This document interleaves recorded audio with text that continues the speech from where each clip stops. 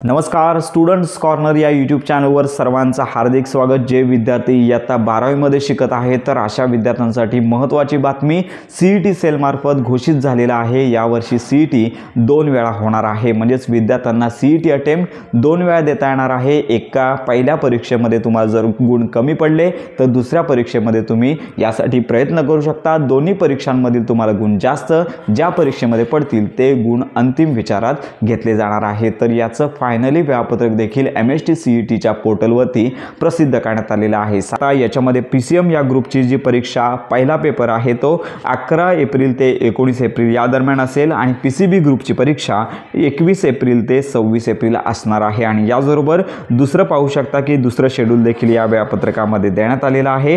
तर याच्यामध्ये MST CET पाहू शकता की PCB या ग्रुपची पुन्हा दुसरा जो राऊंड आहे तो 10 मे पासून 11 मे पर्यंत असणार आहे आणि त्यानंतर PCM ग्रुपचा दुसरा राऊंड आहे तो 14 तारखेपासून 17 तारखेपर्यंत असणार आहे। तर अशा प्रकारे MST CET यावर्षी पहिल्यांदाच दोनदा तुम्हाला एग्जाम देता येणार आहे। आणि त्याचबरोबर MST CETचा फॉर्म कसा भरायचा, आवश्यक कागदपत्रे कोणती, सिलेबस कसा असेल, तर या संदर्भात अगदी प्रॉपर माहिती संपूर्ण महाराष्ट्रातील विद्यार्थ्यांना आपल्या चॅनलमार्फत दिली जाणार आहे। तर याचबरोबर आपले MST CETचे ग्रुप देखील तयार करण्यात आलेले आहेत, जेणेकरून MST CET अंतर्गत अगदी कॉलेज ॲडमिशन पर्यंत विद्यार्थ्यांना प्रॉपर माहिती मिळावी हाच हेतू ठेवून हे ग्रुप तयार करण्यात आलेले आहेत। आपल्या या व्हिडिओच्या डिस्क्रिप्शन बॉक्समधील लिंकवर क्लिक करून तुम्हाला हे ग्रुप जॉईन करायचे आहेत। तर अशा प्रकारे इयत्ता 12वीच्या विद्यार्थ्यांपर्यंत हे शेड्यूल नक्की पोहोचवा। साधारणतः जे ऑनलाईन फॉर्म नोंदणीचं वेळापत्रक आहे तर या पुढील आठवड्यामध्ये प्रसिद्ध होईल।